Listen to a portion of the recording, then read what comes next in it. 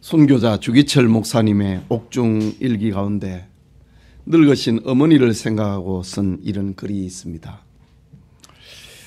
자식을 아끼지 아니하는 부모가 어디 있으며 부모를 생각하지 아니하는 자식이 어디 있겠습니까? 내 어머님이 나를 낳아 예지중지 키우고 가르치신 은혜 태산같이 높습니다. 어머님을 복양하지 못하고 잡혀 다니는 불효자 신세, 어머니 생각이 더욱 간절합니다.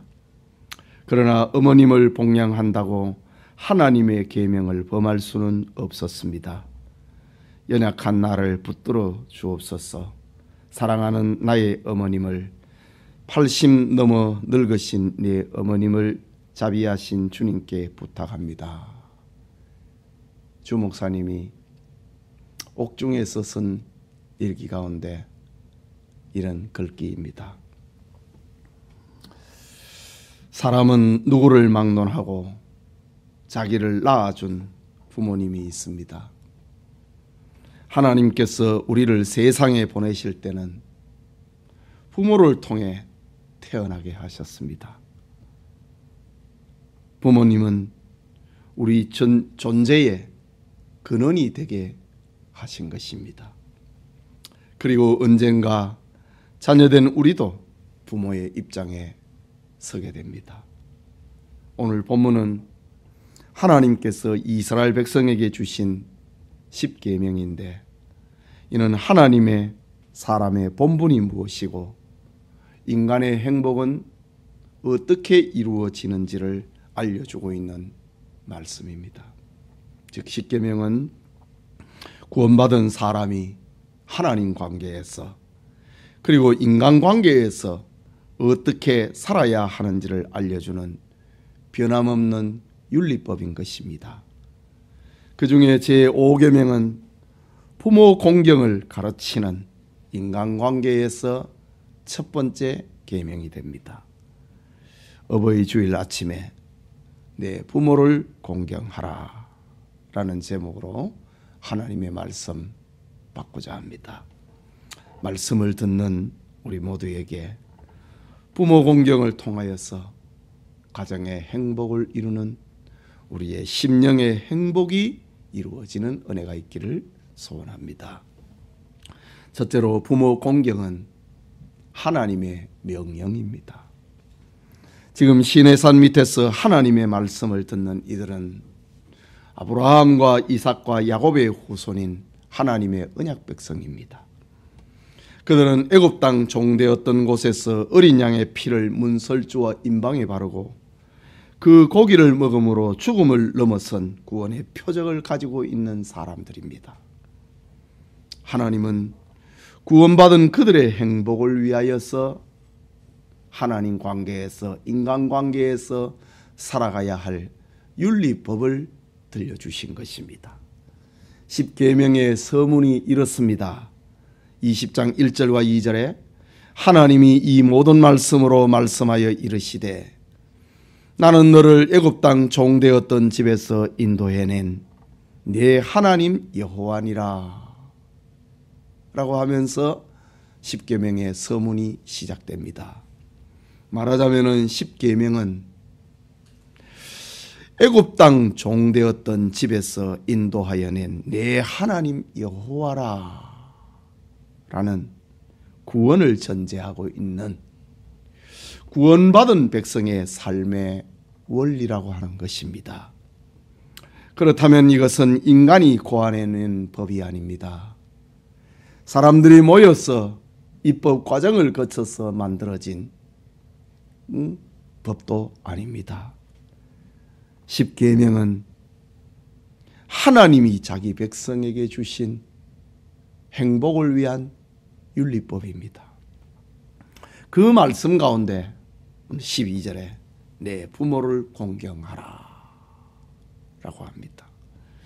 여기 공경이라고 하는 히브리 말은 키베드라는 말인데 말의 뜻은 무겁다는 뜻입니다. 여러분, 사람의 장기 가운데 가장 무거운 것이 간이라고 합니다. 간이라는 말과 공경이라고 하는 말이 같은 어원 키베드라는 말입니다. 즉 부모를 공경하라고 하는 말씀은 부모의 교훈, 부모의 명령, 부모의 부탁, 그것을 자기 몸의 간처럼, 자기 몸에서 분리할 수 없는 간처럼 귀하게 여기고 무겁게 여기라는 뜻입니다.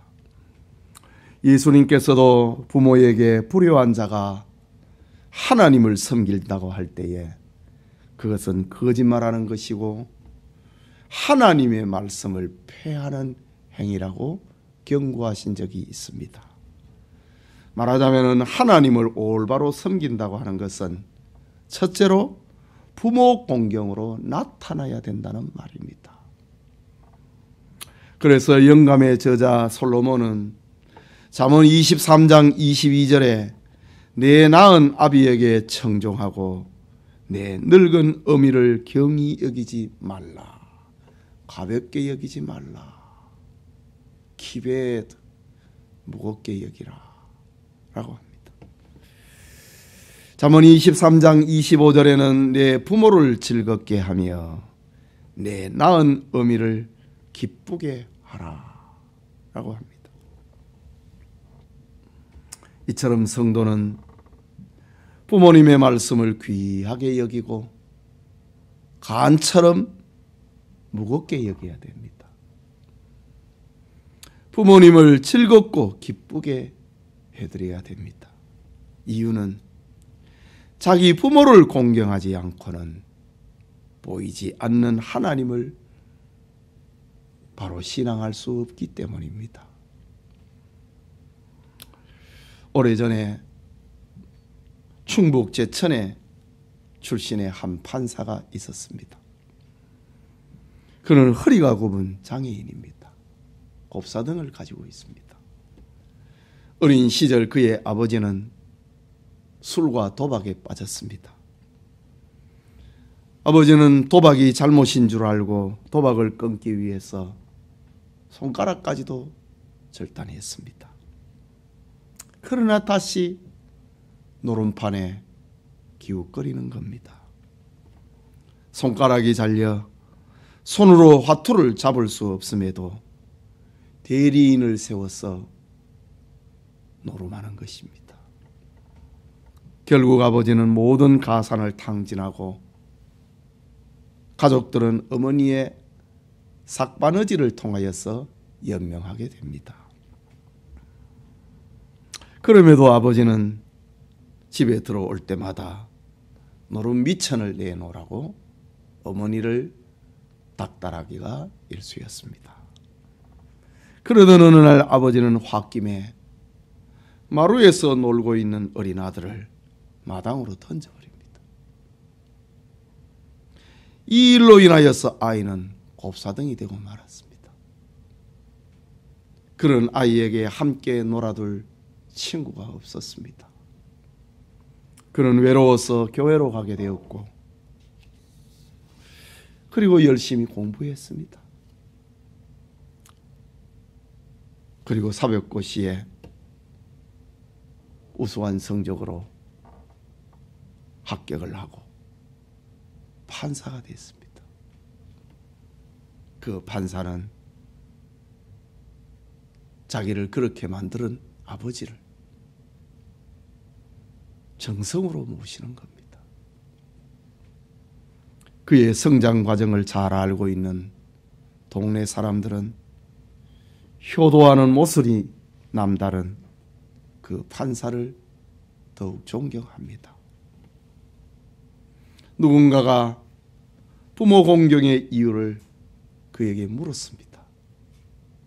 그때 그 판사는 말하기를 예수님을 믿는 믿음과 내 부모를 공경하라는 하나님의 말씀이 지워지지 않기 때문에 나는 이렇게 하는 것입니다 라고 말했다고 합니다. 예배드리는 성도님, 부모를 공경하는 것은 하나님을 섬기는 또 다른 방법입니다. 자기를 존재케 한 부모를 공경하는 사람은 참된 신앙인입니다. 부모 공경은 형편에 맞든지 안 맞든지, 혹은 하고 싶든지 하기 싫든지 하나님의 자녀는 반드시 지켜야 되는 계명입니다. 아버지가 나를 이래 만들었다. 부모님이 나를 이래 만들었다. 그래서 난 남처럼 살 것이다. 그것은 성도의 도리가 아니라는 말입니다. 그런데 여기에 중요한 것이 있습니다. 부모 공경은 단순한 자연인의 효도, 세상법의 효도가 아니라는 사실입니다. 성도는 하나님의 방법으로 효도해야 됩니다. 이런 경우에 영감의 사도 바울은 에베소서 6장 1절에 자녀들아 주 안에서 너희 부모에게 순종하라. 이것이 옳으니라. 주님 안에서의 순종, 주님 안에서의 부모 공경을 말하는 겁니다. 그렇다면 성도의 부모 공경은 주님 안에서입니다. 구원인이 된 성도의 삶은 주님에게서 출발하고 주님 안에서 완성됩니다. 우리의 구원이 주님으로부터 온 것이기에 우리의 효도도 주님을 중심할 때에 참된 효도가 되는 것입니다. 그러므로 가장 큰 효도는 예수 그리스도의 복음을 전하여서 부모님을 구원에 이르게 하는 것이 가장 큰 효도라고 말할 수 있습니다. 그렇다면 윤리와 세상에서 말하는 효도는 구원이 없는 인본주의 효도에 불과하다라는 기준을 우리는 가져야 됩니다. 여러분, 시대가 변하고 문화와 세월과 함께 변하지만 살아계신 하나님은 변하지 않습니다. 하나님의 말씀 역시 하나님이 살아계시기에 하나님의 말씀 역시 흔들리지 않습니다. 천지는 없어지고 지나가지만은 살아계신 하나님의 말씀은 그 1.1핵도 가치를 잃어버리는 일은 없다는 말입니다. 그 하나님께서 우리에게 내 부모를 공경하라 라고 지금도 우리에게 말씀하고 있습니다. 하나님의 말씀을 가슴에 담는 은혜가 우리 모두에게 있기를 소원합니다. 그게 둘째로 부모 공경은 축복이 따르는 하나님의 명령입니다. 본문 12절을 다시 보면은 내 부모를 공경하라. 그리하면 내 하나님 여호와가 내게 준 땅에서 네 생명이 길리라 라고 합니다. 그리하면 내 하나님 여호와가 내게 준 땅에서 내 생명이 길리라. 장수를 말합니다. 본문을 다른 각도에서 기록하고 있는 십계명을 다른 각도에서 기록하고 있는 신명기 5장 16절에는 이렇게 말합니다. 너는 네 하나님 여호와께서 명령한 대로 네 부모를 공경하라. 그리하면 네 하나님 여호와가 준 땅에서 내 생명이 길고 그 다음에 복을 누리리라 라고 합니다. 네 생명이 길고 복을 누리게 될 것이라고 합니다. 하나님의 말씀, 하나님의 명령에는 언제나 축복을 동반하고 있습니다. 예. 결과를 동반합니다. 하나님의 말씀은 그냥 흩어버리는 것이 없습니다. 하나님의 말씀에는 반드시 결과가 따라오고 축복이 따라옵니다. 구약 성경의 결론인 신약 에베소서 6장 1절에 3절을 보면은 자녀들아 주 안에서 너희 부모에게 순종하라. 이것이 옳으니라. 내 아버지와 어머니를 공경하라. 이것은 약속이 있는 첫 계명이니. 무슨 약속이 있는 계명입니까? 네가 장수하고 복을 받는다는 겁니다. 약속이 있는 첫 계명이니 이로써 네가 잘 되고 땅에서 장수하리라. 출애굽기와 신명기에 나오는 10계명을 바울은 이렇게 함축적으로 정리하고 있습니다. 말하자면 부모를 공경하는 자에게 주신 성경의 한결같은 약속은 그리하면 네 생명이 길리라. 복을 누리리라. 잘되고 장수하리라. 하나님의 약속을 담고 있는, 축복의 약속을 담고 있는 계명입니다. 부모에게 공경하면, 효도하면 장수한다. 부모에게 효도하면 네가 땅에서 잘 될 것이다. 복을 누리게 될 것이다. 라고 말씀합니다. 앞서간 신앙의 조상들 가운데 부모 공경을 통해서 복을 누린 이들의 모습은 수도 없이 많습니다. 이삭은 모리아 산에서 아버지 아브라함에게 묶여 번제단의 제물이 되기까지 순종했습니다. 그 결과 그는 하나님 사랑의 절정인 메시아를 보내겠다는 여호와 이레의 축복을 경험합니다. 부모를 공경하면 하나님이 준비하겠다는 여호와 이레의 축복을 경험을 합니다.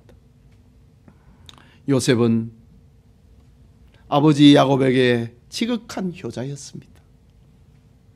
요셉은 아버지의 말씀을 순종하다가 형들에게 미움을 받고 애굽의 종으로 팔려갔으나 그는 세상을 구원하는 애굽의 총리가 되었습니다. 훗날 아버지가 살아계심을 알고 내가 아버지를 봉양하겠나이다 라고 말합니다.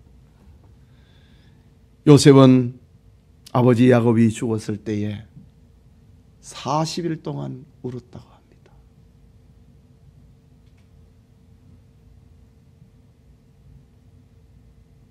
울음이라고 하는 것은 부모의 죽음 앞에 울음이라고 하는 것은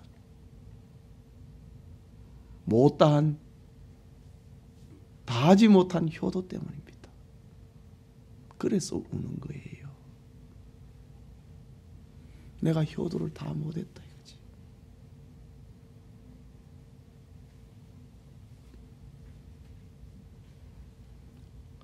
사사시대의 룻은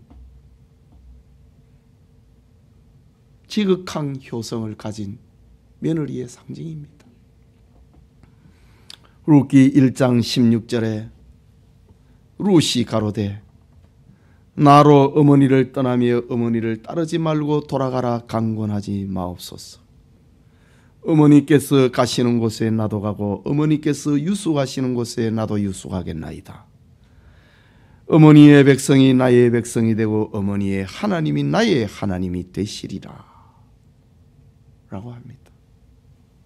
신앙과 삶이 하나가 된 지극한 효부 룻은 다윗과 예수 그리스도의 조상이 되는 축복을 받습니다. 육체를 입고 세상에 오신 예수님은 부모 섬김의 본을 친히 보여주셨습니다. 누가복음 2장 51절에 예수께서 한 가지로 내려가사 나사렛에 이르러 순종하여 받드시더라. 어릴 적 예수님의 모습입니다. 12살적 예수님의 모습입니다. 중년과 그의 마지막 생애에 예수님은 역시 효도를 말씀하십니다. 예수님이 십자가에 못 박히실 때입니다. 어머니 마리아는 십자가 밑에서 아들의 모습을 울면서 지켜보고 있습니다. 이때 주님은 어머니를 내려다보며 여자여 보소서 아들이니이다. 내가 이 세상에 당신의 아들로 왔습니다. 하나님의 아들의 지극한 효성을 말합니다. 내가 이 땅에 당신의 아들로 왔습니다.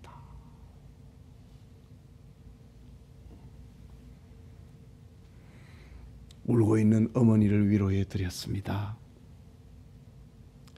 그리고 제자 요한에게 네 어머니라 하시면서 어머니 봉양을 부탁합니다.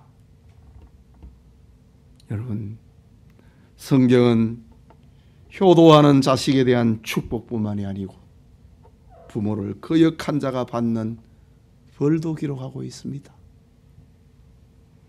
노아의 세 아들 가운데 둘째가 함입니다. 그는 포도주에 취한 아버지의 허물을 덮기는커녕 폭로하고 조롱하고 비웃는 불효를 저질렀습니다. 불효의 결과 그의 후손은 영원히 저주를 받아서 종들의 종이 되고 만 것입니다. 다윗의 셋째 아들 압살롬은 머리에서 발끝까지 흠없이 잘생긴 아들이고 지혜로운 아들이었습니다. 이스라엘에서 그의 인기는 하늘을 찔렀습니다. 이때 압살롬은 자기 인기를 이용을 하여서 이복 형이자 장자인 암논을 죽여버리고 반란을 일으킵니다. 그는 아버지를 왕궁에서 내쫓는 불효를 저질릅니다. 그러나 그의 결국은 기드온 골짜기에서 창에 찔려서 죽고 맙니다. 그리고 압살롬의 묘를 지나는 사람들은 다 그에게 돌을 던지면서 불효자 압살롬이라고 저주를 하면서 그 무덤 앞을 지나가게 되었다고 성경은 말합니다. 성경은 이렇게 부모를 공경한 사람을 축복하고 불효자를 벌하고 있습니다. 성도 여러분, 여러분이 부모님께 정성어린 효도를 하지 못한다면 여러분은 아무것도 하지 못하고 있는 겁니다. 부모 공경을 못하는 것은 신자의 걸음을 걷지 못하는 사람입니다. 사도 바울은 누구든지 자기 친족, 특히 자기 가족을 돌보지 아니하면 믿음을 배반한 자요 불신자보다 더 악한 자니라 라고 들려주고 있습니다.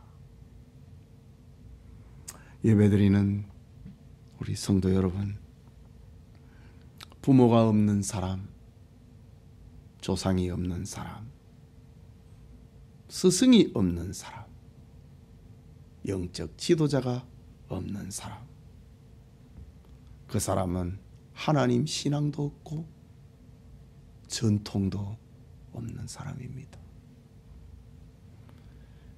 거기에는 성도의 믿음도 소망도 사랑도 있을 수 없습니다.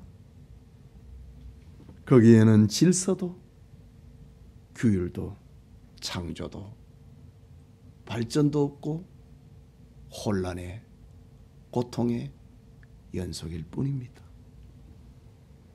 부모를 공경할 줄 모르는 사람은 어디를 가든지 문제를 일으킵니다. 부모를 공경할 줄 모르는 사람은 어디를 가든지 불편한 사람이 되고 맙니다. 그러나 부모를 공경하는 사람은 그 오른손에는 장수가 있고 왼손에는 네가 복을 얻으리라. 부귀와 영화가 보정된다고 약속하고 있습니다. 여러분, 모든 계명은 우리가 살아있는 날까지 할 수 있습니다. 계명을 범하면은 회개할 기회가 있고 회복할 기회도 있습니다. 그러나 제5계명인 내 부모를 공경하라 라는 말씀은 부모님이 안 계시면은 다시 회복할 수가 없고 고칠 수도 없습니다. 10계명 가운데 9가지 계명은 내가 살아있는 동안에 할 수 있습니다. 그러나 제5계명은 부모님이 안 계시면 그 계명은 내가 지킬 수가 없게 되고 맙니다. 그러니 기회가 있을 때, 부모님이 생존해 계실 때 부모님을 공경해야 됩니다.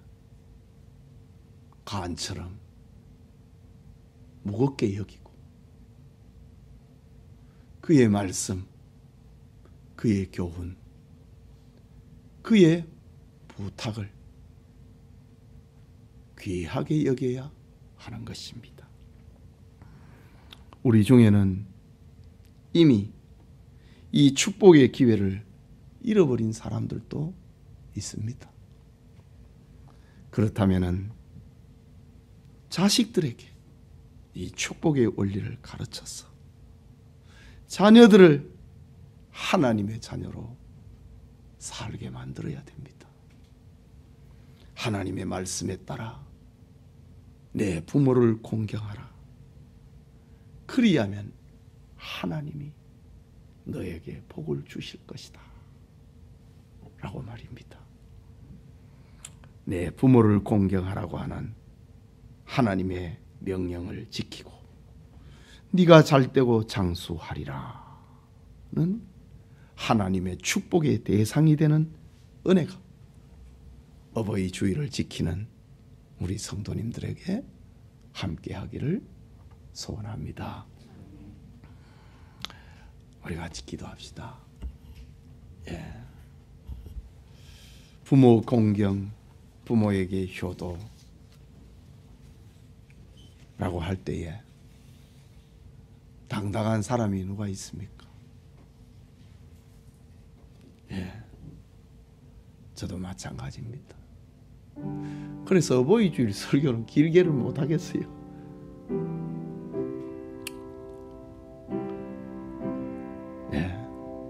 우리 말씀을 생각하고 같이 기도합시다.